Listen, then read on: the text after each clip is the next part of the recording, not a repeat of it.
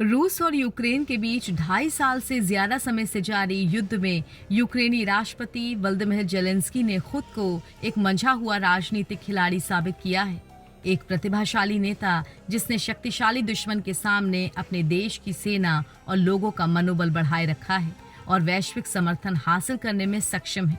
Zelensky ने 2 सप्ताह पहले यूक्रेनी बलों को रूस के कुसर्ग क्षेत्र में भेजकर सभी को चौंका दिया।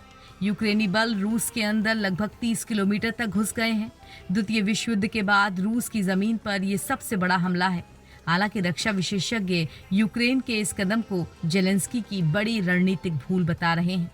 द हिल में प्रकाशित एक लेख में कुसर्ग क्षेत्र में यूक्रेन के आक्रमण को एक अनुभवी राजनेता के बजाय एक लापरवाह चाल बताया गया है, जो बहुत मामूली लाभ के लिए प्राथमिक युद्ध के मैदान से महत्वपूर्ण संसाधनों को हटा देता है।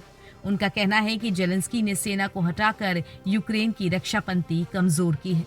हालांकि इस आक्रमण ने सुर्खियां बटोरी हैं और रूस को कुछ हद तक मनोवैज्ञानिक क्षति भी पहुंची है, लेकिन ये जीत सतही है और युद्ध का रुख बदलने में बहुत कम मदद करती है। रूस अपनी असफलताओं के बावजूद एक विशाल शस्त्रागार और परमाणु निवारक के साथ एक दुर्जय सैन्य शक्ति बना हुआ है। विशेषज्ञों ने युद्ध के मुख्य क्षेत्र में सैन्य बलों को हटाना एक बहुत बड़ी रणनीतिक चूक बताया है। रूस में हमले के लिए तैनात किए गए यूक्रेन का प्रत्येक सैनिक, टैंक और तोपखाना अगर अग्रिम पत्ती पर केंद्रित होगा तो संभावित रूप से ठोस लाभ प्राप्त कर सकते हैं और कब्जे वाले क्षेत्रों को वापस पा सकते हैं। इसके बजाय यूक्रेन खुद को एक महंगे और अंततः निरर्थक प्रयास में उलझा हुआ पाता है। यूक्रेन के भविष्य के लिए असली लड़ाई तो कहीं और यूक्रेनी जमीन के अंदर ही जारी है, जहां रूसी बल बढ़त का दावा कर रहे हैं।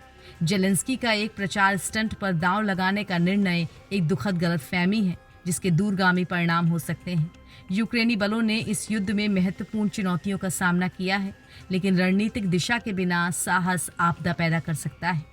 यूक्रेन की सेना रूस के कुसर्ग क्षेत्र पर नियंत्रण के बाद इसे दोनों देशों के बीच बफर जोन में तब्दील कर देना चाहती है।